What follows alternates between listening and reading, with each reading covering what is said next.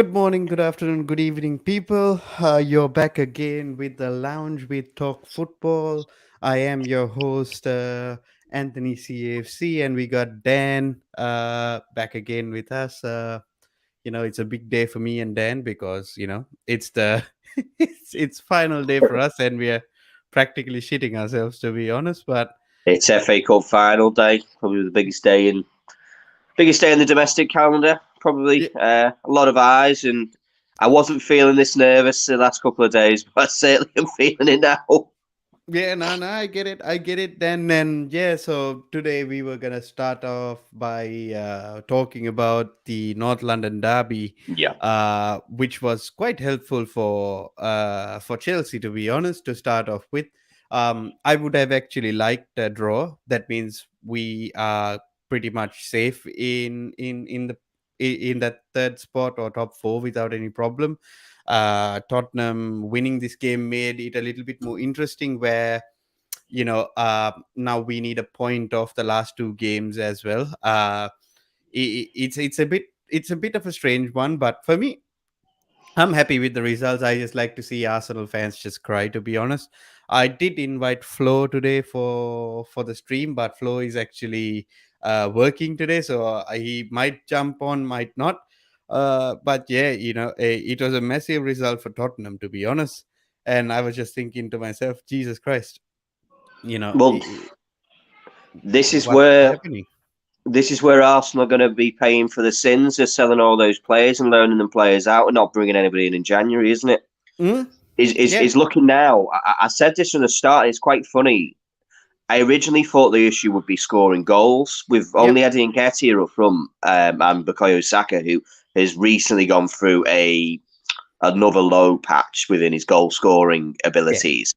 And it shows again that you can't rely on young players to dig you out in situations like this, especially when you're going for top four. Mm-hmm. But the problems actually come at the other end of the pitch. It's come from the centre back positions. Yeah. And these things happen. I know all about it being a Liverpool fan, but they've now Ben White isn't going to be 100% fit. Gabriel looks like he's definitely not going to be fit because he was, holding that Hamstring, isn't hamstring. it? Stones for brains. My mate. Rob Holding. I was going to say his cousin Chris.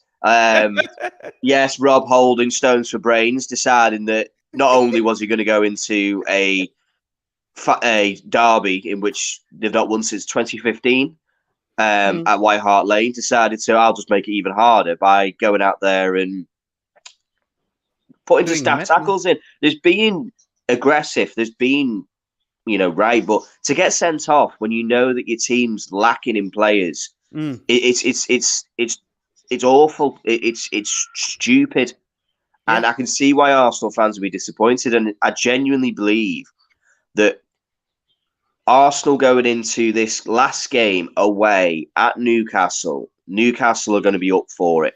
Those players will want to give their fans something to shout about. They've been beaten by Liverpool. They've been beaten by Manchester City these last couple of games, and they'll be looking to try and get a result again. Put 3 more points on the board, finish the season strongly, and it's going to be a really tough game because a draw's not enough. No. I genuinely don't see Tottenham, as much as they are Spursy, as much as it would make sense for them to drop points at Norwich because that's what Tottenham do. That's I just can't see it. I just can't see. You can't. There's no time to be pragmatic now. Tottenham have to win. They know they have to win both games. Both teams need to win both games in order to at least try and qualify, because at the end of the day, Chelsea only needs 1 point basically, and that's it. And to be honest, like I was thinking to myself, right? There was a lot of talk saying that that penalty wasn't a penalty and so on and so forth. And for me, I don't really care if the ref gives it as a penalty. I just look at it as a Arsenal penalty. fans are reaching. They're reaching. It is a penalty. Crazy.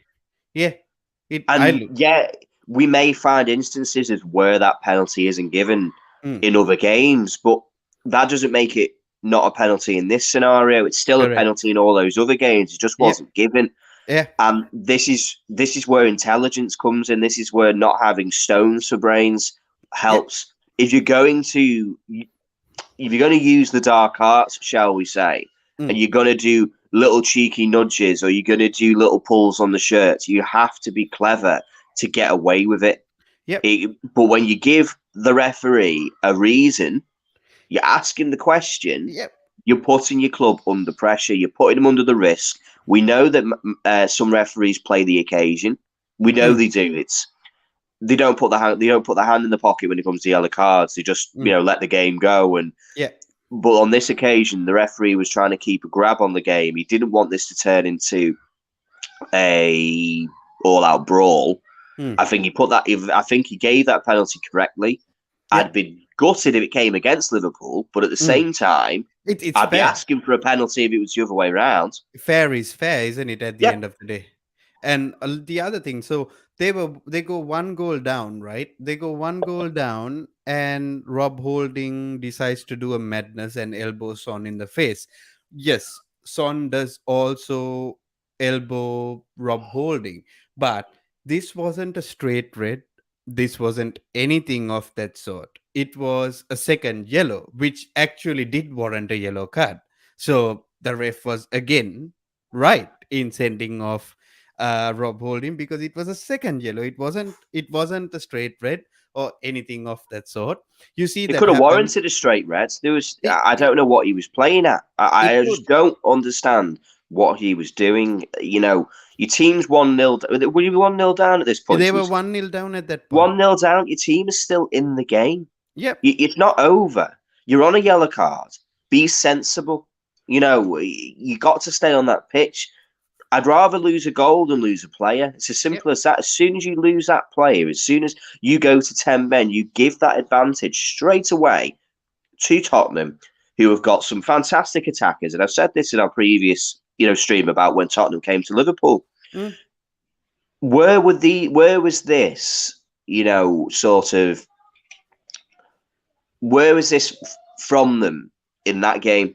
They're capable of doing this. Oh yeah, they're They're definitely capable of capable. playing like this. I don't accept that Mm. Tottenham can only come to big old Liverpool. Little old Tottenham can come to Liverpool and get a draw as a good result. I think that's nonsense. I think that's disingenuous. They've got some great players, Oh yeah. fantastic players, and it shows. And for me, it shows that Tottenham have a better team than Arsenal. Oh yeah, I think so as well. More inconsistent, but on the day, they're a better team. and Much and better. plus and plus they got the manager in Antonio Conte to do it as well, so that is something which is very important that a lot of people forget as well. And in my eyes, at the end of the day, if you look at it, that let's say then 33rd minute I think he gets sent off, and in the 37th minute Harry Kane scores again. So Yeah. your team is already suffering because of what Rob Holding did. And at the nobody can say to me that that wasn't a second yellow card and that didn't deserve it. It is what it is, and your team is in a deeper hole. And then just after half time they go in and score once against a Heung-min Song for the third goal that killed the game off. And you could Yeah. see and you Straight could after the see half time, it, they can't. I don't understand the mentality that the Arsenal hmm, team went into this match with. I don't know what they tried to turn it into. hmm, That game, they didn't need to win. They just didn't need to lose. That was no, it. Why didn't they square them up at the back and play them five at the back as well? Why didn't it, they just turn it into a chess match maybe it instead was of the trying to play inexperience the as well. occasion? It was the inexperience of Mikel Arteta, I believe, as well. And that's what you get from an inexperienced manager as well as a young team. You get these inconsistencies. Maybe that, that even though the Arsenal fans thought that they deserve to be in Europe, maybe it is not suitable for them to be in Europe in this. Just imagine you I'll be come up. honest. I'll be honest. I'm sorry to say it's Arsenal fans, but if you turn up like that against Tottenham, I Mm, wouldn't bother going to the Champions League. I wouldn't bother. I mm, genuinely wouldn't bother because the standard is so much higher than that. mm. If that is what's going to turn up against an Inter Milan or what's going to turn up again, I mean, I'm not even going to give you the big names. I'm just going to give you those teams which, end up in the Villarreal. Europa League. Villarreal, you turn up against, say, Sevilla, they go there. Let's say you go up against Porto, even. Some of the teams who were the whipping boys, you're going to have a hard time. It's not going to be an enjoyable game. And there's a lot to be done there. They spent so much money on players like Ben White and Gabriel and Kieran Tierney and Tommy Asu, that they've spent all this money on the defence, but they're leaking more goals, losing nearly as many games. I don't think they'll lose as many games this season. I don't think Arsenal will lose against Newcastle. No. I'm just concerned that because they don't have enough at the back, that the fear of going forward will prevent them from scoring goals. Exactly. I could see a 0-0. I can see a 0-0 at Newcastle. I can see 3 points from Tottenham at Burnley, because Burnley are safe. Genuinely, Leeds are not going to pick up a point between now and the end of the season. They've got no players left. Red cards just everywhere, injuries. Everyone's made of rice crackers at the club. And I don't get it. Burnley don't need to win. Burnley don't have to win. That's the thing. I think they know they're safe. They turned into, Ajax 1995 for about 4 matches and just ends up winning and winning and winning. And Leeds have crept up to where they are. So I think Arsenal have put themselves in this place. It's shown the fact that them not buying any players, but not only buying players, but being reasonable on who they thought they could attract. They talked about Alexander Isak and talked about Dusan Vlahovic. I'm sorry, but I just, again, it's hard to say this to some fans, and they may not like it, but you're going to need a lot more than that. No, but you're not that club. You're not going to attract these kinds of talent unless you offer them lots and lots and lots and lots of money, because you're not a tier 1 club. You're not competing for the title in your own league. You're not consistently, getting into the Champions League and at least getting out of the group.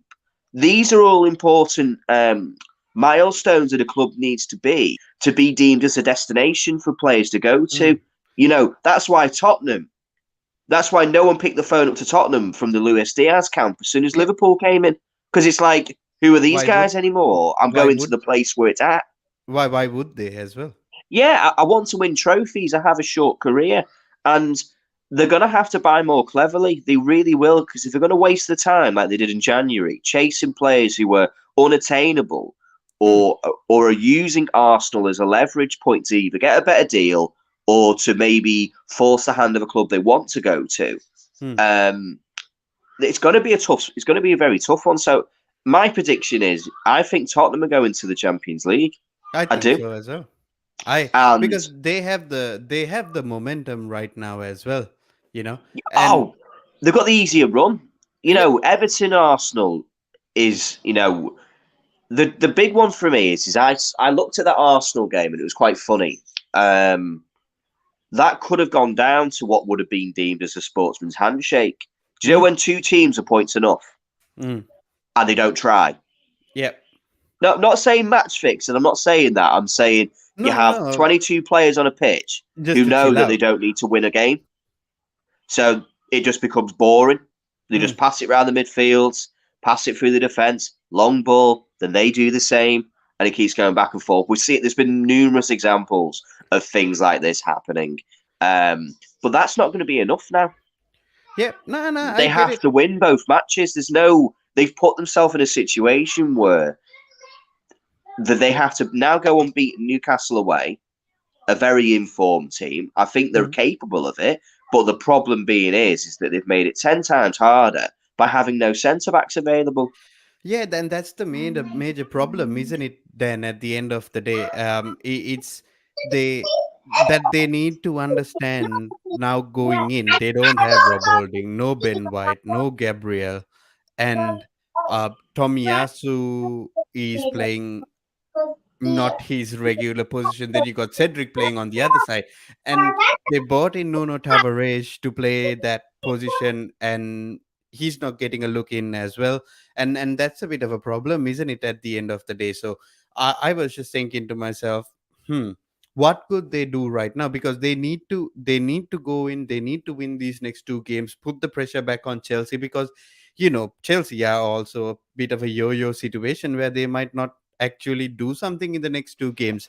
They might sacrifice everything they have for this FA Cup final, and they might not have enough midfielders to go into the next two games as well. So they need to win these two games in order to put enough pressure. And at the end of the day, this is an Antonio Conte side. Antonio Conte is not a loser. He will do whatever he can to win. And But I'll say it, he's made it hard on himself as well. He's made it hard on himself as well. I'm not going to give him loads of flowers and go, No. well done you. He's taking Tottenham to a top four race. This is what they do. That's where they are. They've not moved anywhere. He's not taking Brighton to the Europa League. He's not taking Brighton to the Champions League. He's taking Tottenham to fourth, which is where they should be anyway. They should be a team who is within 3 points of fourth every season. Either get fourth or just miss out, because, like I said the last time, Tottenham are a club who've gone from the Champions League final in 2019 to falling down to where they are. Arsenal's Unity, including the gaffer and the board, I believe this cost the massively. Flow 100%, mate. No, I agree with you. That it's experience, and it's not so much Arteta and the players. It's the board not bringing in more experienced players to play these games. You need somebody on that pitch who's 30 years of age, who's played in derbies, even if it's not the North London derby, but who can sit there and say, right, boys, this is what we need to do. Keep your head. Don't let the crowd get behind. In your head, it's going to be loud. It's going to be noisy. It's going to be aggressive. They're going to be aggressive. And we need to calm this match down.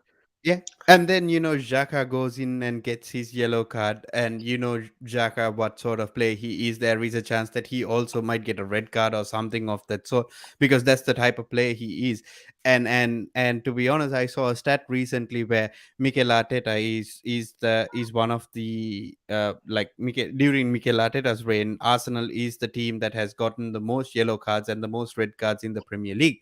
And then that's also something that they need to address as well, because why go into situations like that without a reason?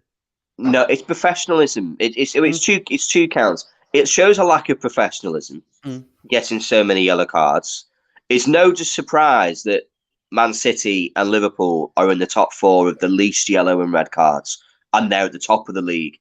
And it's no, as much as Arsenal are not towards the bottom of the league, like Everton, who are, and Leeds, the two teams who are causing a relegation battle, are, in a relegation battle, but also have the most yellow and red cards. They link to each other. They do. They affect your game performance. They affect your results. Yeah, 100%. If we moved Arsenal to the point where they got, top 6, 7 sort of least yellow cards, they would have enough points now. I genuinely believe that they would have already qualified for top 4 and it would be done. And they're suffering through their own unprofessionalism. That should be dealt with by the manager. You don't want your players to go in there and get silly yellow cards. Yellow cards is one thing, but it's when they tot up and you get 2. It's when they tot up and you end up with 5 and you end up missing a match. It's when they then tot up to a point where you get 10 and you miss 2. Yeah. And without your players in your team, they're useless. Yep. They're no use. And they also need to look into better cover for Kieran Tierney as well, because Kieran Tierney, he is a wonderful footballer. He's very, very good, and everything about him he speaks volumes. But the man can't stay fit to save his life, to be honest. It's time to move on. It's time to move on, Arsenal fans. You have to sell him. And I'll say this because the man's full of talent. There's so many players out there who are full of talent. The problem is he's no use if he spends all of his time on the physio's table. He's no use if he's not available to play. Don't get caught up on, do you remember when he had that great game? Do you remember when he had that run of 6, 7, 8, 10 games? It's no use. You need a player who is consistently available. They're worth twice. A player who can play 38 games a season is worth twice a player who can play 20. Yeah, because exactly. They're no help to you if they're not fit. Kieran Tierney has proven at Celtic and he's proven at Arsenal that something has to change in either him or whether or not it's just something that can't be changed. There's a potential that maybe he is just an injury-prone player, and Naturally born with it, isn't it? yeah, exactly. And I'm a great believer that there's systems that can be put in place to help reduce the number of injuries and boost recovery. The Mm. main example being is Joel Matip. Mm. I genuinely, as a Liverpool fan, have always said the man is made of rice crackers. He's made of tracing paper Yeah, because he will get injured at a drop of a hat. yeah. However, something has changed at the club. It's no coincidence that he's gone from playing 15 to 18 games a season, injured for about half, Mm. to now playing upwards of 30 odd games. He's never played as many matches for Liverpool as he has this season. And the biggest change being is Liverpool's completed its new training and rehabilitation centre. I Yeah. genuinely believe that unless you're willing to go out and spend 50 odd £1 million on whatever it is that needs to improve and reduce injuries, time to move on. It's time to Oh get yeah. someone who can play every week, give you a 6.5, a 7 out of 10 in that position, rather than give you a 7 or an 8 out of 10, 15, 16 times a season. It's not gonna. It's not worth it. It's not worth the Yeah, risk. because I was thinking the same thing about Thomas Partey as well. He was actually, coming along quite well. He was doing some good things. Again, injured. What's the point? We got twisted in How watching you our doing, stream Twisted as well. Jar, mate? Yeah, Arsenal. There you go. That's true. This is a Burnley team who we pride them on the fact that they're kind of this tight, compact team, which they have been in the past. But when you look at the way that their team's gone this season, they're the first time they've genuinely been in a proper, relegation Relegation battle. battle. They've Yeah, lost the manager. in man. They've gone through probably. I think they're being saved by the skin of the teeth. If it wasn't for the fact that Leeds have imploded, I would Mm, have said Burnley would have gone down. yeah, But to concede so many goals, and again to be compared to a team who's at the bottom of the league again, we're talking about bottom of the league teams that we're comparing Arsenal to. That mm, when it comes to the disciplinary record, they're towards the bottom of the league with the teams in the relegation battle. When we talk about the goals conceded, we're talking about another relegation battle team. mm, You can't. The last thing you want is to have anything to do with those teams. In any metric, in goals scored, in goals conceded, in free kicks conceded, corners conceded, whatever it is, mm, it shows that there's a deficiency somewhere, and mm. they've got a great young team. I do agree, but you can't rely on them. Yeah, And this year, this transfer window coming, Arsenal have got to really consider who they're going to buy. yeah. I think they need to consider about looking at people who are 28, 29, Mm, because they've got no leaders. yeah. Martin Odegaard was the captain. He's not a captain. It's difficult, He's isn't a it? kid. And that's where I came in. Like I was thinking to myself as well, like this situation where there is so many reports coming out that Chelsea is done signing Ivan Perisic from Inter Milan on a free. You know, I don't actually have the same sentiment of like a lot of other Chelsea fans where I see there is a lot of divide about him. I'm actually happy about that transfer because if you look at his injury record, very good. He's coming on a free. He's gonna be on relatively low wages, maybe a 90 to 100 grand a week or something of that sort. He's only About gonna be average, yeah. Yeah, he's only going to be here for 2 seasons and plus maybe one extension, something of that sort. That's what we like to do with these older type players. And he is also quality. He can quite quick on that right wing back, also versatile, can come in and play in the middle if it's needed, play up front if that's where he's wanted as well. Quite versatile. He fits the team. He's a cheaper option, which allows us to go and buy different players, more players for different other positions, because I just look at it as a wonderful signing, in my opinion. And I mean, as I said, if this is the things that we are gonna do, it fills me with a lot of joy because we would have just gone in and spent about 80 million on a player like Ashraf Hakimi from PSG, for an example, to sign in. Whereas this would have been a very, very good signing as well at the same time. 100%. I mean, you just saying Perisic is a perfect example. He plays left wing back, but he's an incredibly versatile player. And that's the perfect signing for Arsenal. Yeah. It really is. It would be genuinely a fantastic signing for Arsenal. Exactly right. He'd have come for free, experienced, low wages, and he'd been someone in that dressing room who's been there and done it. The man's won trophies. He's been in major competitions. He been in a has World been Cup at big final. clubs. He's been in the Champions League. As you say, he's been in a World Cup final. To have someone like that on £90,000 a week, there's no reason that he wouldn't have got at least considered Arsenal. He'd have considered going to Arsenal, definitely. Yeah, bro. And the other thing is, like, we have on loan what you call Saul Niguez, right? Who we pay 200 and something odd £1,000 a week. You know what I mean? He came for a very expensive holiday to Chelsea, and comparing that to Ivan Perisic, I am much happier with that. You know what I mean? Yeah, of course. Much happier with that. Yeah, bringing a player in bringing in a player like Ivan Perisic, you hope that you're going to get consistency. It will be his first potential season at Chelsea, in the Premier League. We'll have to see how he gets on with it. But you just think to yourself, it's just great cover for someone like Ben Chilwell, who we all hope comes back this season as good as he left. We don't know.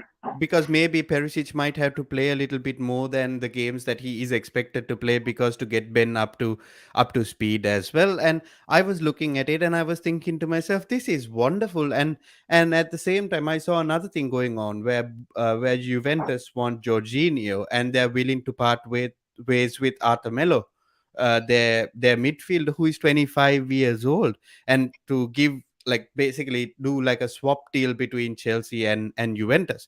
I would take that as well. You know what I mean? Yeah, I mean, if these things are going to be happening, I'll be honest. I think it falls into my idea that I don't think Chelsea are going to be going massive into the market. I think you're going to be more clever.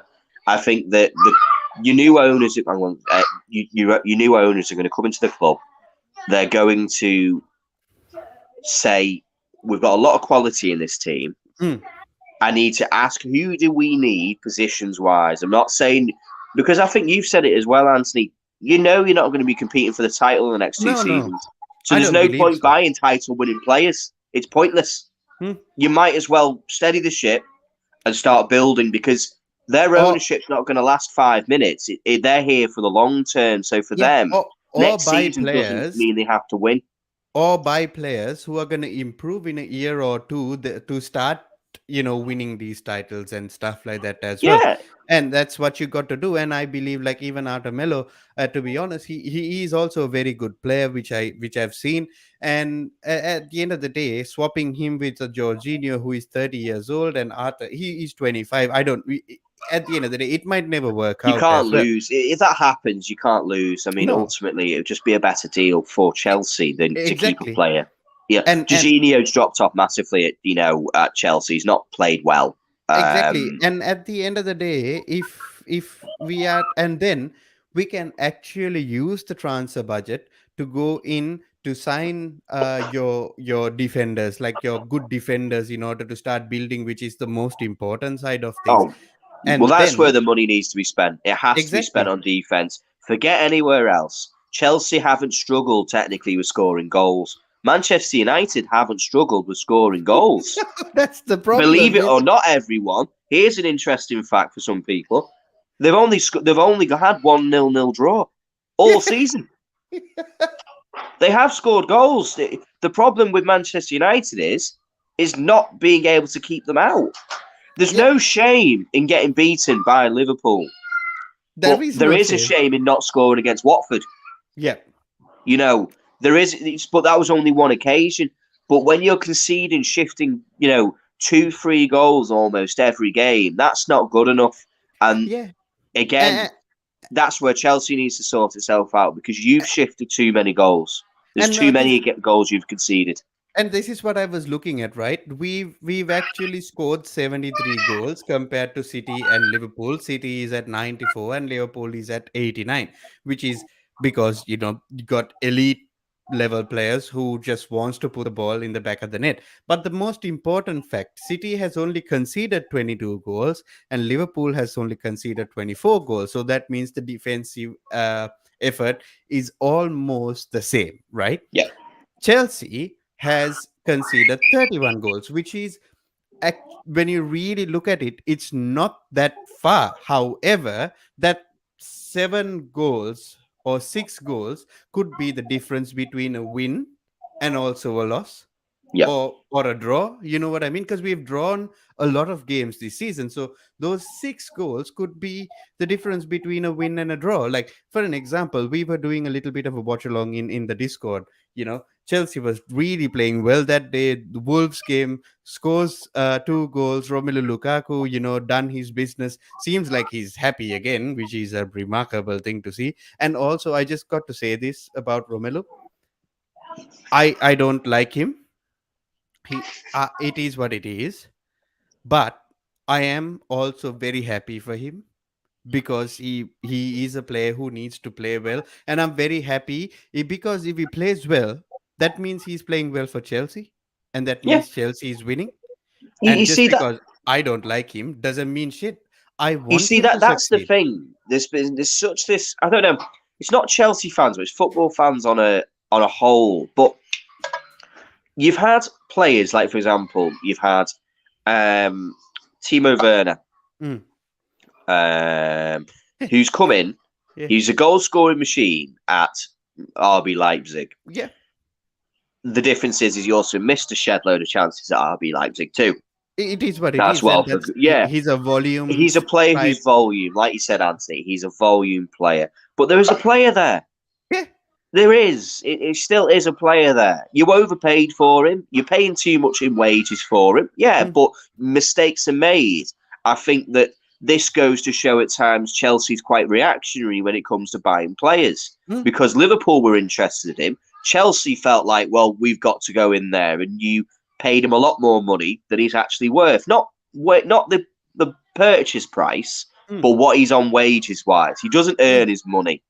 £270,000 a week. I'm expecting 20 odd goals a I season. am He I should am be in I the am Golden Boot also race. 100%. I am also expecting to like at least 20 goals from him. And I said this at the beginning of the year as well to many other people. I wasn't expecting Romelu Lukaku to be a golden boot. I wasn't expecting him to, set everything on fire. I just wanted him to score 15 to 18 goals in the league, which is more than enough for me, and I will be happy about it. And to be honest, look at even considering Timo Werner's this season, he has played 37 games, scored 11 goals, assisted 6 times, which is actually not that bad of a thing. But the thing is, he misses the misses that he has, like the sheer number of misses. That 11 goals could have easily been 20. Yeah, exactly. And that's the thing. He's a .03 GA goals, goals and assists, I basically just on don't those get it. kind of numbers you've just given me, something around that. He needs to convert more. But This he is the could convert problem. to being half a goal. He could be like Jota, Yeah, just you know. convert more. He just hasn't 2%. converted enough times, and that could be. It has to be confidence because Oh if yeah. you're in the positions It's and you not like can he's not finish them, working it's hard not enough as talent. well. He's a It's not he's a talent. he's really good for a team. He works hard. He runs back. He will endlessly run through the channels. And I know as a Liverpool fan, you know well about this. Like Timo will run those channels till he can't run anymore. Yeah, And that's some and but you are not worried even though he might get in behind because you know that he's not gonna score. You know? and that's And the thing. When we were looking at signing him, I was absolutely desperate for it. You'll have to excuse me. I've just got a delivery at the door. I won't be a second. You carry yeah, on, mate. yeah, I'll address Twisted's comment. Conte is Chelsea's Achilles heel due to his drop off. Perhaps it's time for look for an adequate replacement. I actually agree with you, Twisted, because at the end of the day, maybe keeping him for one more year isn't a bad thing. To be honest, to be really honest, but it might be the right time to start looking for these replacements for Kante, for also Jorginho, and that's why I was talking about this Kayata Melo. If they really want to do that, I have no problem. And I heard something from this, from this other thing from PSV Eindhoven. There is this player called Sang something. Ibrahim Sangare. But to be honest, I have no clue who he is. Apparently, he plays for the Ivory Coast, and he is really really good. And Chelsea are looking at him, and he's about 30 million pounds, which would and he plays as a defensive midfielder, recycles the ball, very strong. He's more of a Yaya Toure-esque player apparently, but I am not going to profess like I have seen him or not as well.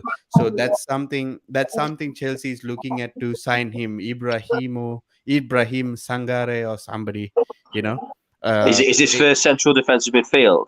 for a central defensive midfield. Yeah, it's funny. I know there's a lot of talk about Chouameni and stuff, and we've had these conversations a few times, Mm. haven't we? About I genuinely don't think he will go to Chelsea because I don't think Chelsea has the money. No, I'm no. going to say you're not skint, No, but but maybe that's why I said that's why I was addressing Twisted's comment before, looking at Kante's replacement. We are looking at this player called Ibrahim Sangare from PSV and how Eindhoven much for is about he? 30 million. And You see, that's now more that's more reasonable. That when you think of the realistic. number of players that you've got to buy, you've Mm, got at least two centre backs to purchase. You're going to need a new right back, at mm, least to cover. yeah, You've already got Ivan Perisic, but as much as he's free, he isn't free. he isn't free. He's You going got to to be a pay his sign-on wages. fee of whatever it's going to be. I don't know Yeah, if he takes 10 million. So if he takes 10 million up front or 8 million or whatever, he's still an £8 million, £10 million player. yeah. Maybe You're just sign not these paying players. someone. Yeah, maybe sign this guy for the central midfield, and maybe the next summer go for a player like Declan Rice, because he's going to be a lot more cheaper than this summer. Well, Because I mean that's the one, isn't it? When you think about it, for now, Declan Rice, if he's clever, will stay at West Ham at yeah, least for this season. That means if he then has another top season at West Ham, he's mm, 24. He'll be hopefully just out the back of a decent World Cup and all World the rest Cup. of it, which will grow his value. Oh Which yeah, means that if the clubs aren't going to be paying quite as much, if it's no longer £150 million, it's now 60 million, 70 million, whatever it's going to be. yeah, Um, he's and only going to benefit. His wages will be increased, yeah, guaranteed. and also Chelsea needs to be very very smart about this as well, because they have first dibs at him. You know, they Yeah, he we exactly. need to be You've very got smart at players it. available who I think will have to come in. I think where your ownership is going to go, I think they're going to make smart buys. Yeah, They've and already I'm all told for it. Chelsea fans that they like the FSG model. So that Yeah, should tell you they're not yeah, just going to go, whoa, there you go, 120 exactly. million, 200 million. It's going to Exactly. be, find me a player who can do the job that you want him to do, but I want the person who not necessarily costs the least, Mm, but I want the one who gives me my best value for money. yeah, I'm not going to double the amount for a little, an extra 2 goals, an extra assist here or something like yeah. that. I And want I someone who can come in for 30 million. think that's how even Thomas Tuchel wants to work as well, because he is more concerned about the way he wants to play than paying 100 million for a Haaland or 100 million for a Lukaku. And I think that's why he was maybe thinking about trying to get Nkunku or something of that sort, because I just think that is stupid. Stupid in the sense that is not happening. It's just lazy journalism, to be honest, at the end of the day. But I think that's why he looks at like a player like an Nkunku saying, yep, this is good. And that's why even he was very interested in signing Perisic last summer, but we didn't do it, which was a stupid thing not to do. And Yeah, now we are doing it. And see, these are the things. And obviously, like, a lot of people are saying that we will not be like Roman Abramovich's era, and which is absolutely true. We will never be in the Roman era again, because Roman Abramovich, surprise surprise, is no more. However, you also need to understand, a lot of people, that we weren't a perfect club under Roman Abramovich. We were a no. successful club, but we But had you a were lot of mistakes. inconsistent, though. Yeah, we had a lot of mistakes, and these are the types of mistakes that this new ownership needs to rectify.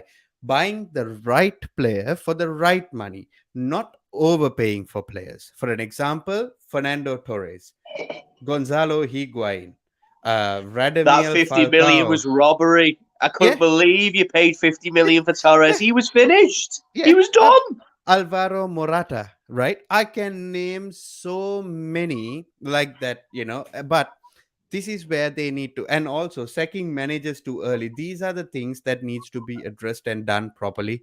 And with that sort of right direction, then we might be able to be even a better club than we were before as well. There is also that possibility. We just have to make the right decision, because this summer is gonna be very, very, very, very important for Chelsea Football Club.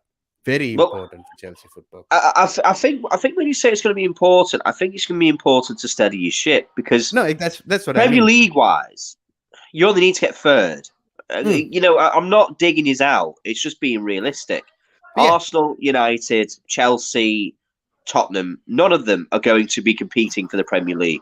we They're need to not. retain. We need to Yeah, retain you our need to third spot. stay where you are, have 12 months, go to the Champions League, blah, blah, blah. Yeah. Let the ownership work out what the club needs because Hmm. you've got a lot of players at Chelsea who some of them don't really make any sense. Hmm. You kind of think, why did we buy Lukaku 1 year after buying Hmm. Werner? Now, it's like, oh right, well, Werner's not worked out by Lukaku. Lukaku's not worked out. Let's buy another one. It's like Also, Dan, I want to same as the add to what manager. you. It just shows the way that the club has run. That if Hmm. it doesn't work, just throw more money at it. Just No. throw more money at it.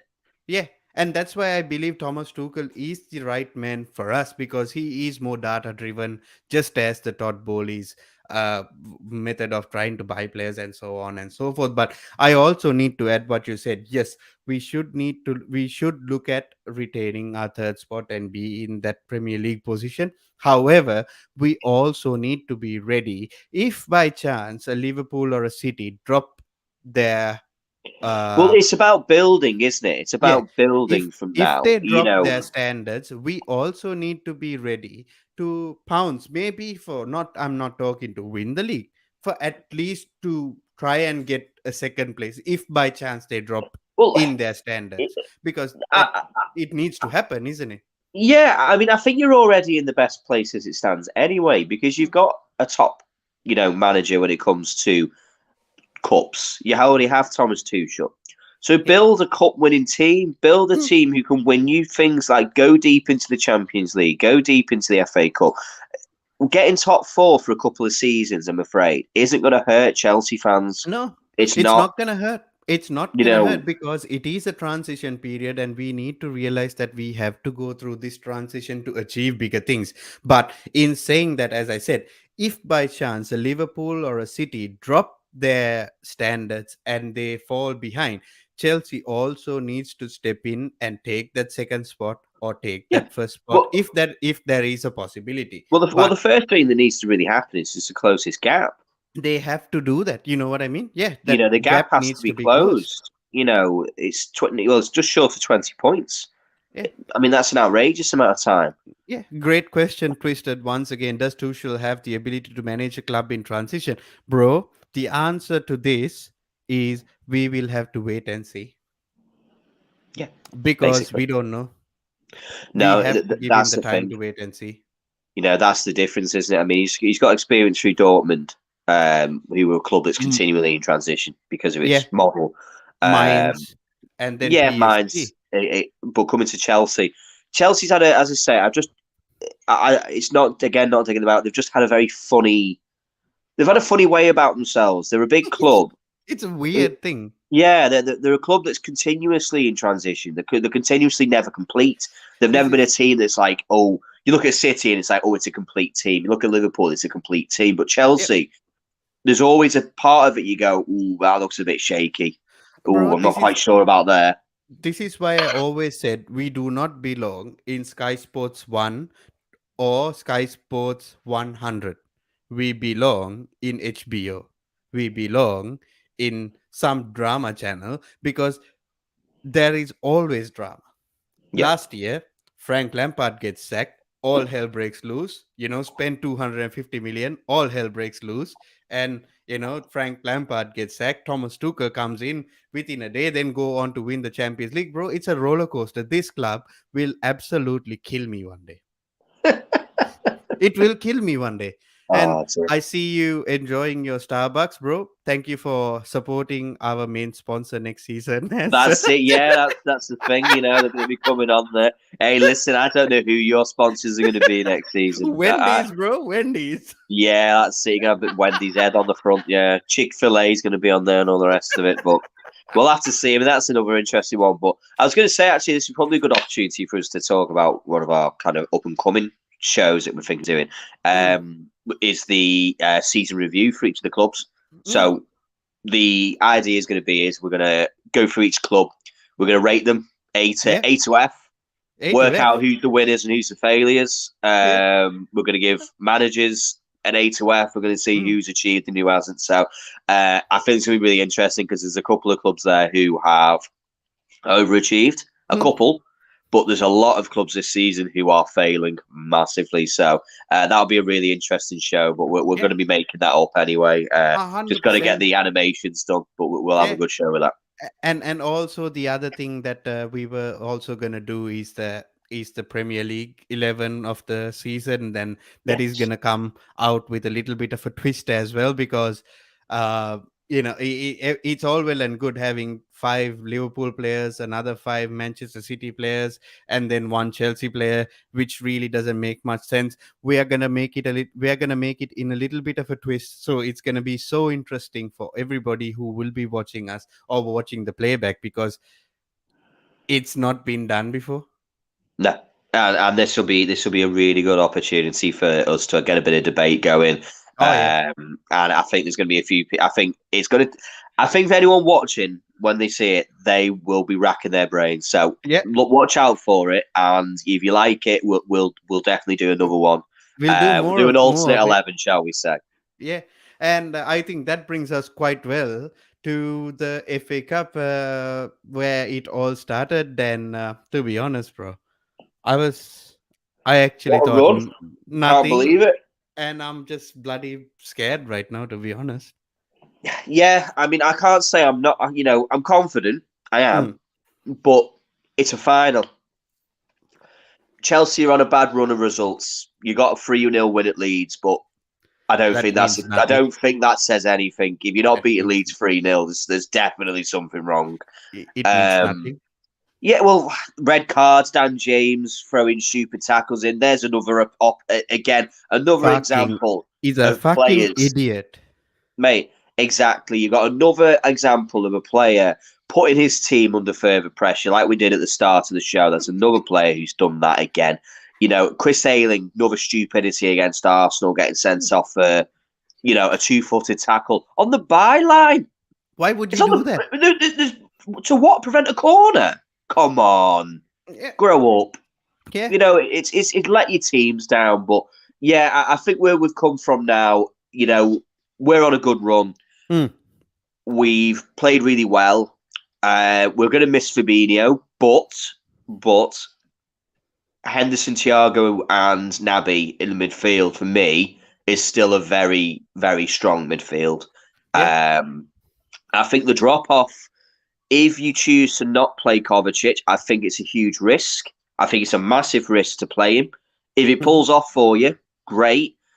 But if he ends up going down after 15, 20 minutes and goes off the pitch, it'll turn out not to be a great decision. As long as we have 5 substitutes in the FA Cup, it might turn out to be a risk not worth taking. Because you have 5 substitutes, I would argue that it is a risk worth taking as well. Because I believe it's time for us to do a little bit of a combined 11. Then, what do you say? Are you up for it? Okay, yeah, 100%. Let's get on with it. Yeah, right. So we'll do a little bit of a combined 11. And I am having the doubt that Chelsea might not get any players into this fucking thing. So let's start, shall we? Yeah. Oh, then fuck. Okay, don't. Okay, all right. Let's go then. Right. Uh, Right. Well, right, let's. Oh, I see what he's doing. He's starting right back. right back. Anthony, you're shameless. You're Bro, shameless. that's the only position that I think I might Anthony. get something. Okay, Let's that's start with the goalkeeper, right back. That's where we all start our famous 11s at right um, back. okay. I'm not. Right. I am not even gonna challenge this, and I'm gonna say Allison. Yeah. Uh, you can't not. As much as Mendy is a Right. fantastic shot shotter, Yeah. he is. He's a great stop shotter. He's a brilliant player, but he is unfortunately shown in How the the fuck do you spell last, his name? Ah, yeah. There you go. not the last few matches, but he's pulled off an absolute blinder against Liverpool in the Carabao Cup final. Yeah. But he's also had some blunders. The big difference between Alisson and Mendy is consistency, and Alisson in a one-on-one stop shotter position has been fantastic. Yeah. Thanks, mate. Cheers to that. It's been fantastic. He's been proven under the expected goals. He's stopped Liverpool conceding 8 goals just by himself. Oh no, Fantastic he's player. he's an absolute gem to have on the And team. for me, he still is the best goalkeeper in world football. Oh yeah, I I believe he believe is. so as well. I believe so as well. But Right, let's yeah, go to right back then. we'll go to centre back. Okay. All right. I Okay. think we can. I think we're able to share these ones, aren't we? To be honest. Yeah. So I'll give you centre back. Who do you want for centre back? Well, as much as I feel that Matip and Van Dijk have both had incredible seasons, they both put up numbers which are both equal to each other. Ibrahima Konate has not lost a game for Liverpool since he's started. He started over 25 games. Mm-hmm. We've been blessed this season with some incredible centre backs, Mm-hmm. fantastic performances, great results, goals as well. We've Yeah. got some really useful goals from Ibrahima Konate and Joel Matip. Mm-hmm. Not so much Van Dijk this season; he's not scored as many. But for me, again, Virgil van Dijk, he has to be in there. He's shown after his ACL injury, and it's quite low key forgotten that Van Dijk has come back from an ACL injury, and he's Yeah. come back just as good as he left, if not Yeah. better. Yeah. So I get it, and I'm okay with that as well. I think he deserves to be in this combined 11. So for the other centre back, I want to suggest Thiago Silva, not even Rudiger, Thiago Silva. I believe And I would agree with you. I'd because massively agree with you. What a player! he has been incredible, isn't it? I mean, what a player for a man. Is he 37? Is he 37? Yeah, 37. 37 years of age, and he's still out there putting He's in so good. such consistent performances. He's, of that sort of ilk of, centre backs who. This is where I think Van Dijk's going to be. I think Van Dijk will still be playing at 37 years of age. I Yep. genuinely believe that Liverpool are going to see Van Dijk playing Around, at you know what? 34, 35 years of age, and he's still going to be as good as this. He's still going to be so consistent. Because there's something that Van Dijk and Thiago Silva both have, is that they see the game happen before we see it happen. You are absolutely right there, Dan. And to be honest, I am so happy that one Chelsea player got in. Well, I can't argue as much as I sit there and I would love. Why not? Yeah. Hey, listen. These Chelsea fans were berating Alonso, but when we watched the United versus Chelsea game together, I said, "What's the problem with Marcus Alonso?" And you were all saying to me, "Oh, he's this, he's that, And he he's fucking this, scores. he's awful," and then goes on and scores. But yeah, Thiago Silva, fantastic. You can't argue with He that. has been immense this season as well. But so is Joel Matip. But if I've got to look at how important he is to Chelsea's defence, I think without him this season, we're done. I think you'd be struggling for top 4. Genuinely, I think you would. Done. Yeah, and for a 37-year-old to take care of himself, to do what he does, read the game well, and also score the odd goal here or there as well, which is massively, massively important. And Oh, yeah, so it's oh, yeah. incredible. Let's go to So left back. left back, I'll give you Andrew Robertson Yeah. because it's gonna be Andrew Robertson or Marcus Alonso. I'll give you Robertson. Yeah, and it's a shame because it would have been nice to have seen Ben Chilwell from the start, Yes, because this would have been a very interesting sort of conversation for us to have had, going forward. Marcus Alonso he's a conundrum of a player, isn't he? he's a He problem. does great things. He does some things which are like, wow, brilliant. Can cross But a ball. He can deliver the ball. He can score a goal. He can take a free kick, Hmm. as well as almost anybody. But he's also a bloody a problem. lunatic.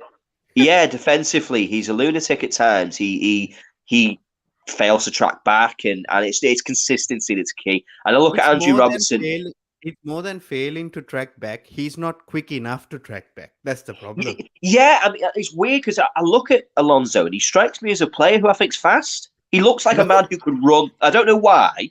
Weird. He just looks like a guy who I think, right, he must have some pace about him, but he doesn't. He doesn't seem to have any pace. A And I look fucking at Andy. tortoise runs faster than Marcus Alonso. Well, there you go. So like with Andy Robertson, I mean, bargain of the century in Premier League. I just think £8 million from Hull. He's come to, oh mate, 100%. Maldini does know his stuff about Silver and VVD. I completely agree with you. But at the start of the season, Robertson had a couple of little iffy performances. His stats dropped a little bit. His output dropped a little bit.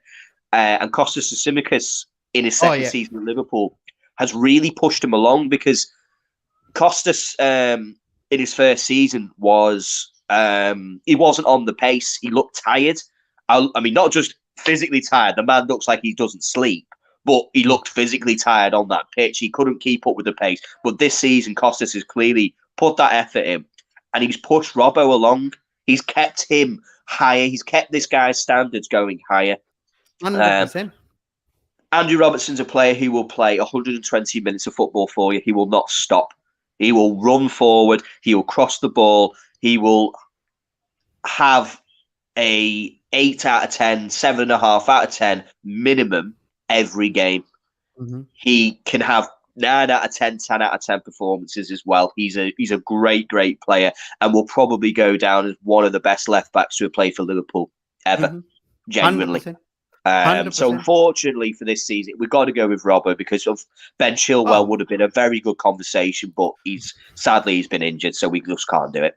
Yeah, cost less than Davies, who got 4 around 10 to 12 minutes. Yep, I agree. I really like Robertson as well. Like I wouldn't even argue with Dan with regards to it. If it was Ben Chilwell, I would definitely argue. And that would have been great. We could have had a good conversation about it, do you know what I mean? Mm-hmm. And looked deeper into, the big game performances, looked into, what would have, which could have split the two. But sadly, Marcus Alonso doesn't touch him, I'm afraid. Yeah. So now we come to the how would I say it? The most it's not it's difficult. It's difficult because it's like trying to compare. I mean, we've got Trent Alexander-Arnold. Yeah, he's been shortlisted for Premier League Player of the Season. Correct. He's in the Premier League Team of the Year 4 years running. He's probably going to go down as one of the best right backs in world football. Yeah, and he's still young as well, to be honest. I mean, the frightening thing is he's 23. Wow. He's still a kid. It's really hard to not choose him.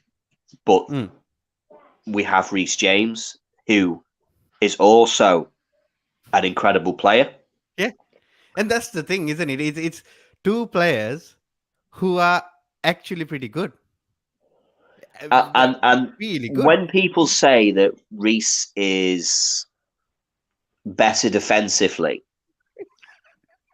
I'd agree with you. Yeah. He is definitely better defensively. I agree. Not even debating that, to be honest. No, but I just feel like we're comparing apples and oranges because we're talking about Reece James in a back five, And uh, not and in a and back four. and to be honest, then I would really agree with you because Trent's whole job. I agree with a lot of Liverpool fans when it comes to this. Yes, defensively, Reece James is a lot sound. Like for me, if I were to choose an overall player, I would always choose Reece James over Trent Alexander-Arnold because I am the type of person. Even though I like the nice crosses, I like those things that Reece James has. I like a very defensively sound player, which Yeah, Reece James will give me, and that's the type of person I am. However, you know in Jurgen Klopp, he doesn't want that. He wants Trent Alexander-Arnold to be up that pitch and cross the ball in to assist 19 times this season, which is from a right absolute back. from a right back, which is absolutely amazing. And he Yeah. has played 44 games, scored 2 goals, assisted 19 times from a right back position. That is simply remarkable. And Reece It is. James, It's simply. It's numbers which are. It's ridiculous to, and it's scandalous that he gets so much disrespect. mm, It is scandalous that he is constantly dug out for when his standards drop from mm, being as good as he is. Like yeah, he suffers for being so good. mm, As soon as he does something defensively, makes an error, that's it. Everyone's ready to jump on him, but they quickly forget how good he has been yeah. in doing what he does, and it's playing a player to their strengths. Yeah, and Um, also comparing Reece James to Trent Alexander-Arnold. Reece James has played 36 times this season because he has had some injury troubles this season. Out of that 36 times, he is so versatile. He has yeah, played the right wing back position 21 times, and in that he has, started some games and come off the bench some games. He has played right center back 5 times, right back when we switched on to a back four times, like a left wing back once, and a defensive midfielder once. He has played numerous positions because that's what Reece James is capable of doing, and that's one of the reasons I will also choose him above. And with that 36 appearances, whether it's from the bench or whether it's starting, he has scored 6 goals and also assisted 8 times, which is also not that bad for for that type of player. You know what I mean?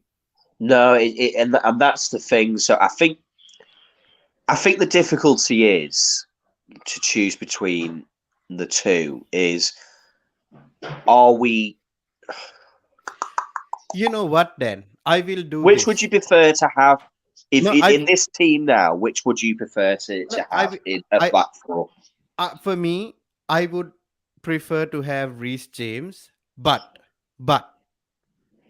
I will give you Trent Alexander-Arnold for this. You know why? For what Liverpool has tried to achieve this season, where Liverpool has been and come from this season, and the effort that Trent Alexander Arnold has put on this season after having so much of criticism last season, all these things. Once I thought about it, I would obviously choose Reece James. I am a Chelsea fan, and I should choose Reece James, but I am gonna choose Trent Alexander Arnold this for this team, mainly because of what Liverpool as a team has achieved this season. Do you get what I mean? Yeah, I think we have to look at it on the whole Yeah, spectrum, don't we? Not just that on a player for player, but about what they've exactly. achieved this season and how important they've been, Yeah, to and to each club.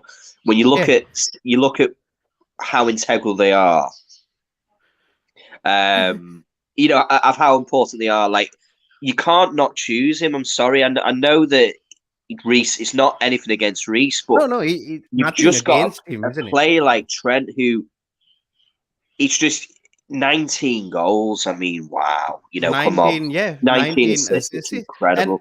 this is what I mean. Like at the end of the day, the Liverpool team has done so well because of Trent, and he is an integral Yeah. part of that team. And he has, to be honest, I believe that if the Chelsea strikers could actually convert a little bit more, Reece James would actually have a few more assists alongside his name Yeah. as well, which Oh, of is course. it, That's the thing. You can only assist, you only get an assist if the other person scores. It's a 50-50 choice, isn't it? So I think going into that, I think we'll move on to that midfield. yeah. But this is a question towards you, Dan. Has Trent Alexander-Arnold potentially cost Liverpool the title due to his lack of defensive awareness? So I am gonna No. leave this to No, I you. mean, as I say, I look at what happened with the Brighton game when we drew 2-2. It was nothing to do with him. It Yeah, was um, the goal that they scored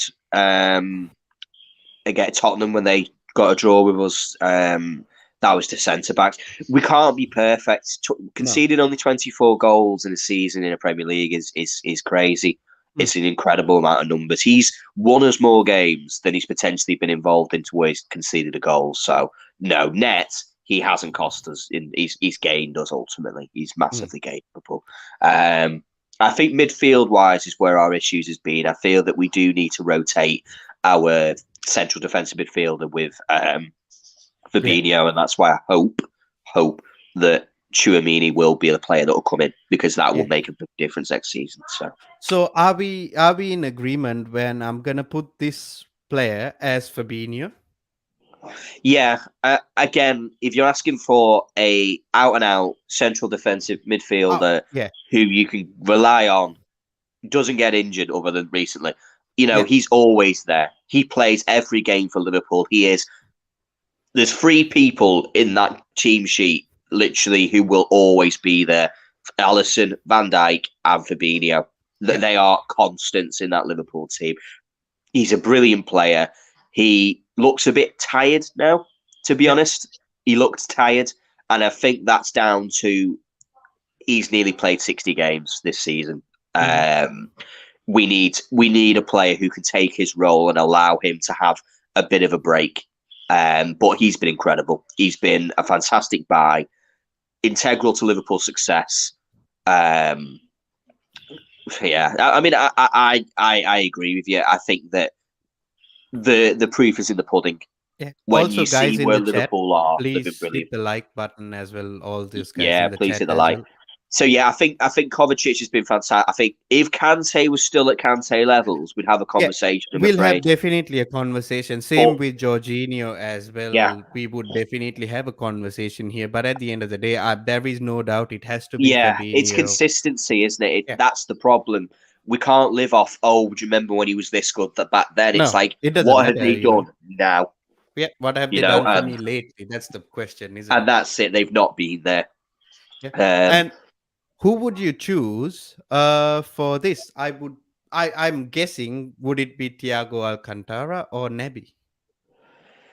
well, I'd have Thiago probably on that left hand side. To be honest, he's just incredible. Like, I've never seen a player pass a ball like Thiago Alcantara. Like, he's the first player that Liverpool has ever purchased who was already world class, Yeah. who was already at the top of the game. Mm. I've never seen a player who seems to have 10 seconds on a football, but he's under pressure. Yeah, I've but never seen a player good who players have that seems to ability as well. slow time down. Mm. He can And just take a ball, pass. Some of the performances that he's put in have been incredible. Like out of this world. Oh yeah, Naby Keita is Chef Naby. Behave. by the way, like I seen that same thing with Jorginho. I understand what you're saying because Just the players when they are performing at that very very high level, they seem to find that extra 10 seconds that the others don't. it's unreal. It's hard to explain. You can watch a player pass a ball Mm. so nonchalantly. It just seems to as if though like it's easy. Mm. Takes the ball, passes it, dictates the tempo. He wants to make it faster, he'll make the game faster. If he wants to make the game slower, he'll make the game slower. If he wants, but it's not just the passing range. Mm. He's a great player when it comes to intercepting the ball, taking the ball. Fred. Keita or Fred. Fred. I think Keita's stepped up the season in comparison, but Yeah. he can tackle, he can intercept, he can pass. He's not just a one-trick pony. Mm. The only thing I think he doesn't quite have is enough goals. That's the only thing that he's lacked. He has scored some cracking goals, but not as many as I would probably have liked. He's very similar to Wijnaldum in he doesn't score enough goals. I loved Wijnaldum, by the way. Yeah, again, Mr. Consistency. He did everything that you would have wanted, but Thiago is a different level. Like, he is... It goes to prove, right, that this isn't...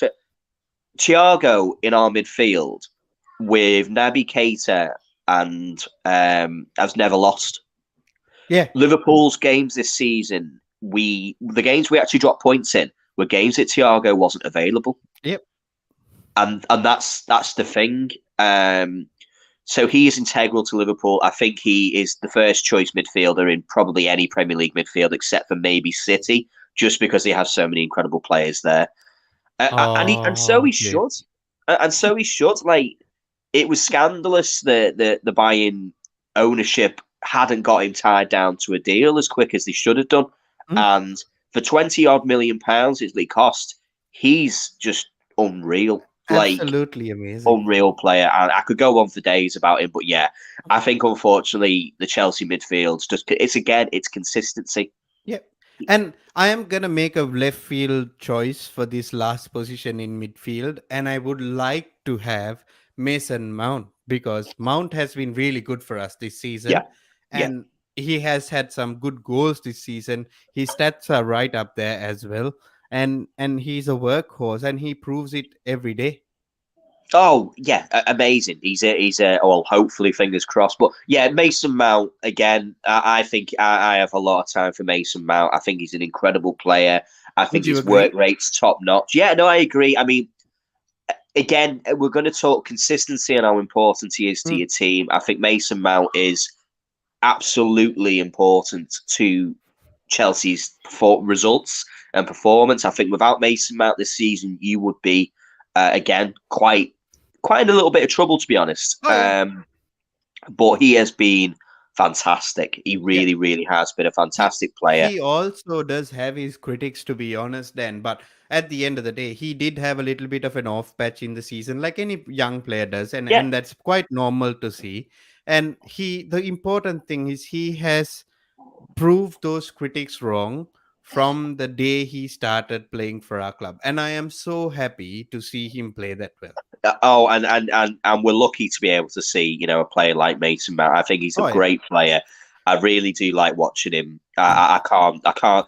If you gave him the choice now, do you want Naby Keita in your team, or do you want to sign Mason Mount? I'm signing Mason Mount. I love Naby Keita. I think he's really stepped up this season, but I'll just go back to, again, it's about consistency. And his Mason Mount has his consistency. He hardly gets injured as well. He presses completely. You know what I mean? He's just incredible.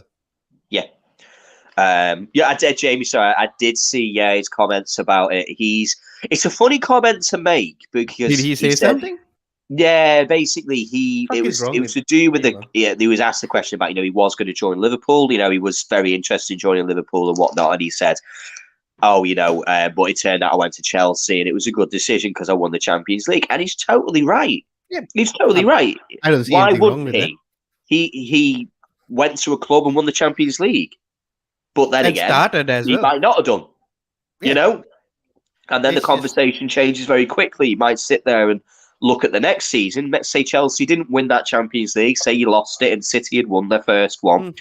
It might be that conversation changes completely. If the next season Liverpool then go on, win the Champions League, win an FA Cup, win a League Cup, his opinion would be different. But you can never not have it. You can't ever have a problem winning a Champions League, can you? At all? Just give me a second.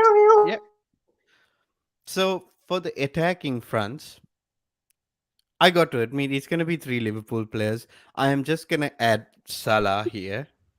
Yeah, Salah. I mean, you can't not include him. He's an incredible player, but I am unfortunately, I am unfortunately starting very to. unhappy with him. I'm just getting disappointed. This isn't the time to start, having a bad finger form. 1 second. This is actually a very, very good question, Twisted. How many of the English players have actually performed this season like Mason Mount, which is I would Trent argue Alexander-Arnold, Trent and Declan Rice, Declan Rice. Jared Bowen Oh has yeah, been fantastic. Looking at players like, Maguire hasn't been great. I Pickford think stepped up, but he's not been great either. I think what Um, what Twisted is trying to ask us is in that attacking midfield type role. the Is best there any? performing, the best English performing player in the Premier League in that role, yeah, of course. If you say overall, it's not. It won't be. It'll more I likely was be Trent. thinking. He's in I team was of the ac- year. I was actually thinking whether it's gonna be between a toss up between Mount and Phil Foden. But the thing is, Phil Foden has been really good, but then Mount does have that output to back him up as well. That's the difference. To begin with, early on in the season, they were sort of neck and neck, but Foden is an integral, important part of. Yeah, Tomori has been fantastic. Let's try not to just look at what's going on in the Oh Premier yeah, League. 100%. Tomori has gone on and done great bits over at AC Milan, of course. Even Tammy Abraham at Roma, Tammy Abraham's been fantastic Jude again. Bellingham again performing Yeah, really well. there's a number of players, but unfortunately, it might be a bit of nationalism behind it, perhaps. But just because you're not doing it in the Premier League, it gives you a tax. Whether it's true or not, it will I always don't get be this there. big. No, but it will always be there, won't it? Because they'll sit there and say, if you can't get, why did you not go and do it at Chelsea? Mm. Why is it taking you to go and do it at AC Milan or at Roma? Why couldn't you come and do it at the club you were already at? Why have you stepped up now? So I only and this is where we will see Tammy Abraham back in the Premier League. Oh yeah, We will. but not We with the will see. Chelsea. Tomori should be on every mid-table club's, aspirational list. Right Aston now, Villa should be knocking on the door right to be now. honest, right now, Dan, if I'm being really honest, Chelsea should revisit Tomori and check whether he's willing to come back to start for us. 100%. He'll be a Simple as fantastic. He'd be Aca- brilliant. academy player. I think we still might have something in that transfer or something of that sort. I am not sure, but that's a player we should be ringing up right now and say, "Hey, man, you are ready. Would you like to come back to Chelsea and start for us?" None of Definitely. this, none of this pout, the fucking Spanish Harry Maguire or anything. Yeah, no. That's the truth. I wasn't impressed with Pau Torres. I wasn't. When we played them at Villarreal, I thought he's done brilliantly, Jamie. He's done brilliant, and he's got to come back to the Premier League. He deserves, to come back. I hope he wins the Europa Conference League with Roma. 30 years, without being in a final of a, they've gone through the mud. I'm afraid. Jose Mourinho. Hey, listen, and we've not seen the last of Mourinho in the Premier League. He's coming back. He will be back 100%. He's still a top manager. Tottenham should be ashamed of themselves. Should be ashamed of themselves to allow a manager like him to go. So, yeah, Agreed. we can't not go with Salah. Of course, incredible. I'm giving you these last two positions as well because there is no attacker in my team who deserves to be in this team. So yeah, but Salah, I'll just finish off with Salah. The only thing with Salah is on recency, it wouldn't take much for us to have opened a conversation, I'm afraid. Mhm. If we looked at the last 3 months, if you'd had a player who was performing in that position, we could have had a conversation about Salah being dropped. Because as it stands, he's not the best player in Liverpool's front three. No. He's not. On form, he isn't. Not yet, my bro. Not yet. No, he's not to there. So we'll go over to the left side. It's got to be Luis Diaz. I was just gonna say. Wow, what a player! Like he has been electric. He comes on that pitch and he does not stop. His mentality is incredible. Like, you see, like, some of the stuff, like, he comes from such a humble beginnings, mate. I mean, seriously, he was the poorest of the poor over in Colombia. He came, he was malnourished. He's fought, he was from, a very poor part of, of Colombia. He's fought to be where he is.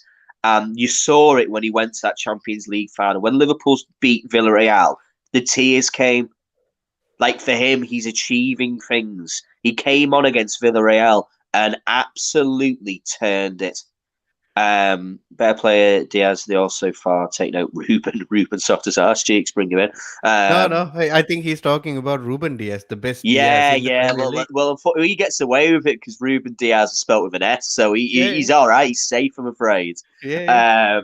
But wow, like, he just gets you off your feet. You just think, like, you see, like, he's taken the game by the scruff of the neck. Tottenham, he's out there. He's the one. He got a deflected shot. Well, if you don't ask the question, you don't score. It's exactly as simple right. as that. Exactly right. And it doesn't matter. But the Villarreal, he came on and was totally the difference. Don't get me wrong. I don't think you were there, Auntie, but we were on the Discord. We were all chatting. When we went 2-0 down, the boys will say, I wasn't concerned. No, I looked at Villarreal. And I said, they are fighting for their life. They are literally sprinting for every ball, fighting every ball. I said, they won't be able to keep it up. Their energy levels will not be able to keep up. Liverpool will just step up in the second half, and we did. But without Diaz, we don't win that game. We don't win 3-2. We lose 2-1, or we draw 2-2. And it was such a mental bonus to win that game. To come back with 45 minutes and win the match outright away, in Villarreal, and keep our 100% record of winning every away game in this Champions League run, which is an incredible run as it stands. Yep. He's a brilliant player, and he's given the kick up the backside for who I'm going to choose for central midfield. I don't see it happening, mate. As much as, unless the price is right. And the price would have to be right, shall we say. It would have to be very right. But for me, Mane has got to be in the striker. Jamie, you've hit the nail on the head. Mane, through the middle. I love Jota. No, I absolutely think he's... But what Mane gives you off the ball, what he gives you, in effort, what he gives you in consistency... Through that middle has been a revelation for him, shall we say. He's been absolutely a player reborn in that central midfield. Sorry, centre of attack. I agree. And unfortunately, Jota's suffered for it. He's suffered for Mane going up. Sometimes it is what it is. And I'm not choosing a player who scored 15 goals for Liverpool in Jota and choosing a player who scored 15 goals in Mane, just based on what he gives you when you're not in attack, when you don't have the ball. The running, the effort, the tackling, the physicality, the constant sort of I don't know, they're just the mentality of it. But do you know what? Jota can finish better than Mane. I totally agree, and that's my thing. I'm trying to look at it on a whole spectrum and not just say who's my person who poaches the goals. It's someone who's, if we're putting this team out on a pitch, I know every one of those players is going to give me 100%. They are going to be chasing those balls down. Let's get these players from Red Bull. I've got it nailed on, mate. They have been fantastic. This is why their business model's so successful. That they're able to locate players, build them, get them from certain clubs. I believe Mane came from Metz initially. I think that's where he was originally signed, at Metz. And this is why I'm actually interested, because Chelsea are looking at this Paul Mitchell guy to come into the club as the director of football. Maybe not this season, but maybe next season. I don't know when, but they're looking at him. And this is why I'm interested, and I'm very, very happy about it as well. They're looking at people like that. And But as always, this is the team that we both have chosen. Let us know in the comments whether you agree or not. Only two Chelsea players got in. I completely agree because I believe maybe Dan was a little bit more generous to me, letting me have two players. So we got in goal Alison Becker, we got Virgil van Dijk and Thiago Silva. What a partnership! We got Trent Alexander Arnold because he deserves to be in there. It's not because I lost the argument or not. It's just that it makes more sense for Trent to be here with the season he has had, as well as the season that Liverpool has had as well. And there is no debate between Robertson and Marcos Alonso. Marcos Alonso is a nail on the grass. So yep, it is what it is. Thiago deserves to be there. Fabinho deserves to be there, and also Mason Mount deserves to be there. But the front three, there is no It debate speaks for about these itself. three. Yeah, I don't even have to give a little bit, give an explanation because of it. And it's such a shame, isn't it? I think that's Ante. I think that's a shame that we're in that way because we don't like. I don't like it being that way. Like No subs. well, as I say, I mean, It's go. more.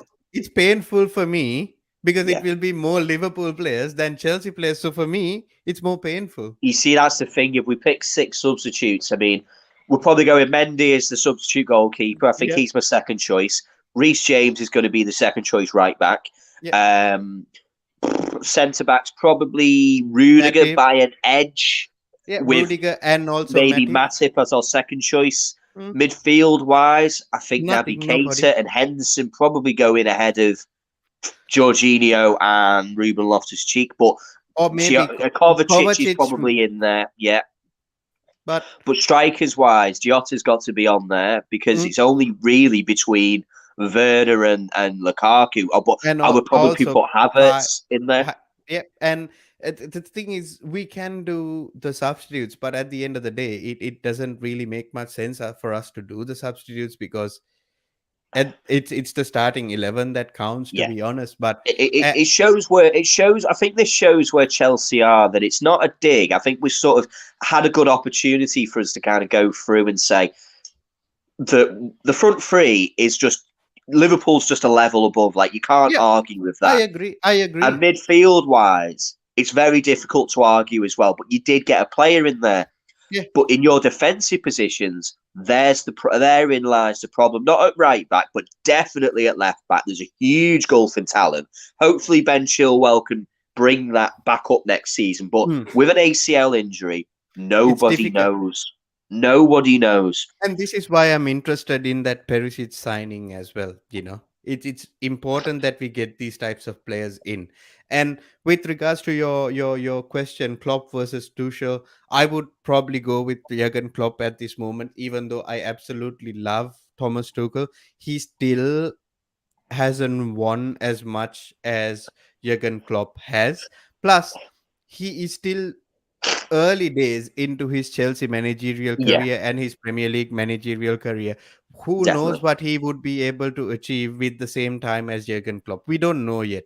And And that's where time will only tell. And this is why I always got confused with the conversation about where Tuchel was being included in the same it's conversations it's as too Klopp. early. It was a nonsense. It's Oh, too but he just won a early. Champions League. Like, okay, but so is Roberto Di Matteo. Yeah. And And I'm not yes. saying he's going to be Roberto Di Matteo. I'm Mm, just saying that just on an occasion where someone's won a trophy doesn't mean you can now be included in the big conversations. You have to have time. He has to come in and try and win another big uh, trophy. yeah, 100%. You I know, agree. And then just to add on to your point, like, yes, Thomas Tuchel, he has done brilliantly well. Yes, there is also a stat where Jurgen Klopp, in all his time, he's only been to 8 finals, whereas what you call uh, who Thomas Tuchel has gone into 6 finals within 18 months. That's a brilliant stat to have as well. But still, he is only 18 months into the job. Give the man the time that Jurgen Klopp has, and let's see what he has done at the end of the day. Also, we have to see also this is one of the plus points that might go in Chelsea's favor because Chelsea last season had only 66 points. Right now we are at 70 points, which is a little bit of an improvement of as it is from last season as well. But if it was Roman Abramovich who was in charge, no matter what people say, no matter how much people argue with me to tell him that he might not be sacked, I will guarantee you Thomas Tuchel would be sacked. Yeah, definitely. Yeah, 100%. The performances would have allowed him Easy to as. be sacked. Oh, yeah, he would. He wouldn't have stuck with him. I think that's a good thing. I think that's a good thing that he hasn't been sacked, because he is a very good manager. You need to get a system going together, but I'm convinced that you're going to improve, at least consistency wise. But the mindset needs to change. I think some of the fans need to realise it's not about the superstars; it's about the people who are going to be consistent, those who can perform. Just on your comment, Jamie, Chelsea has the Spurs of 2013 in the summer spent money on the wrong players. I agree with this. Who don't match with what Conte, Sarri, Lampard, and Tuchel want from their systems. And yes, and Tuchel is also suffering from that. We still have players from all those systems which we bought, which is a big thing. And we need to get rid of some of those players. Fortunately, some of those players are leaving, and yes, you are absolutely right. Todd has a massive job on his hand. And to your question, is Chelsea too big of a job for Tuchel going forward? I believe not, because he has handled PSG, and PSG might not be as big than Chelsea in the club stature wise, but when it comes to the players that he has managed, the egos that he has managed, I think managing the players of Chelsea would be a cakewalk compared to the players at PSG, because all of them are bloody drama queens. They just throw their toys out of the pram, and if nothing happens, it's their entourage and all these other nonsense that he has to work through in order to get that team. And he got that team to a Champions League final as well at the end of the day, which is Yeah, also important to know. So for me, I believe Chelsea is a perfect job for Thomas Tuchel to go forward, to put his philosophy in, because he also will get his players he wanted, because Chelsea will always buy the players no matter what. It is what it is. But they will buy smartly with this new regime, things like well, they're that. going to And need to. they we have to. There is Yeah, they no have to option. buy smartly, because you're only heading, in the wrong direction, Eh, continuing to buy the wrong players. You are absolutely right, Jamie. Drinkwater, Baba Rahman, fucking Bakayoko is still here. Ross Barkley. I'll tell you even more. Kennedy. Who Yeah, else? So many players like this who are still in our club, who needs to go, who really does need to go.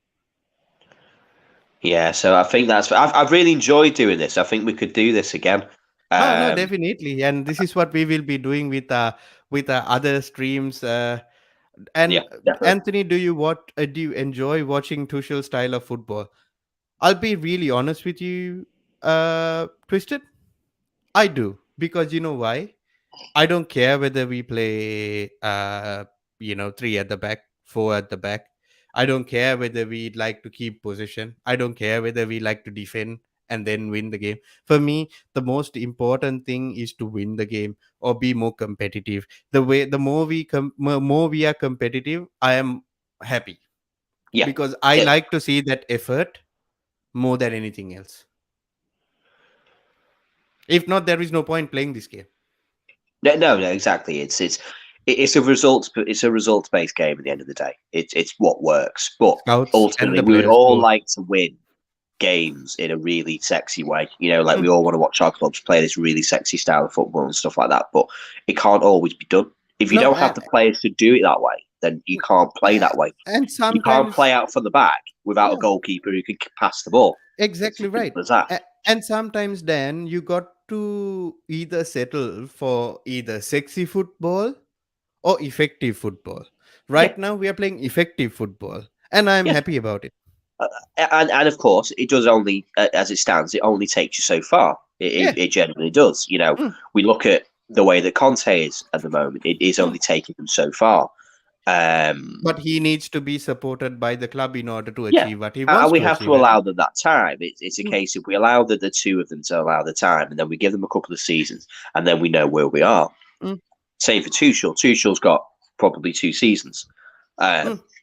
And To we make some also, progress for the club. yeah, and also then signing up for a longer term deal and things like that, just to see where it goes and so on and so forth. But then it has been a very It interesting has. conversation, and it has been very interesting building up to this FA Cup final. The only thing I can say to you, man, I am so scared about this happening. I will just wish you good luck for tonight, Yeah.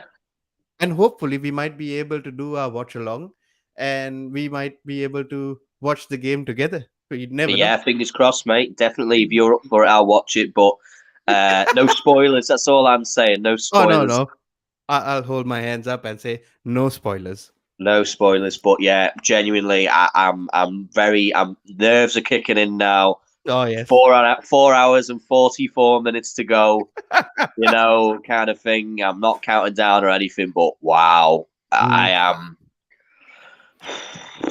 Yeah, let's just get this game out of the way. That's all I'm saying. Get the game Exactly, out of the way, exactly. and then And, we can enjoy it, or not enjoy it. and Jamie just hit the nail on the head right now, and Real Madrid in saying anything about playing defensive onto the route of the Champions League final, and absolutely right. Chelsea was like that last season, and nobody said anything about it, because at the end of the day, that fucking trophy doesn't say, "Oh, winners Chelsea," in brackets defensive football. You know what I mean? Yeah, Liverpool this season, easiest run to the final. No, Oh, it but doesn't say anything.